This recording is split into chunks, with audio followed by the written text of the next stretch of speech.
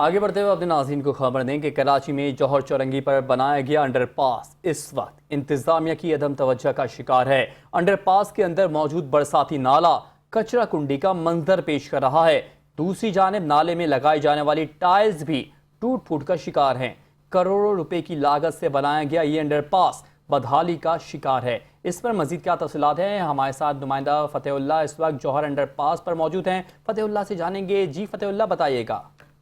जी बिल्कुल, इस वक्त मौजूद हूँ कराची गुलिस्तान जौहर की जौहर चौरंगी का ये अंडरपास है।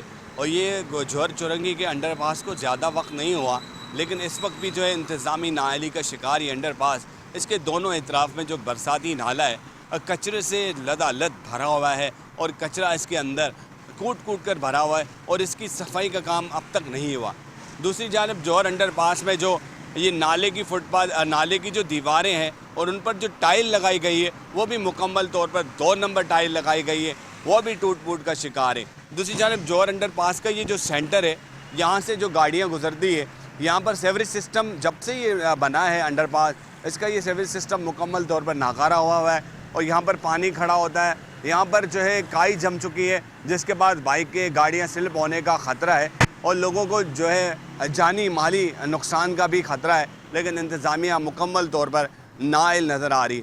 रात भर यहाँ पर अंधेरा होता है और इतना बड़ा अंडरपास जो है ना किसी काम का नहीं है लोगों के लिए। तो गवर्नमेंट को चाहिए कि अगर करोड़ों रुपए लोगों के खर्च करते हैं तो उनका ख्याल भी रखा जाए और उन अंडरपास को देखभाल भी की जाए, लेकिन ऐसा कुछ नहीं हो रहा। और यहाँ पर बदहाली का शिकार अंडरपास इंतज़ामी तवज्जो जो है चाह रहा है ताकि इंतज़ामिया इसको बेहतर करे और लोग यहाँ से बआसानी गुजर सके और किसी किस्म का कोई यहाँ पर उन्हें नुकसान ना उठाना पड़े।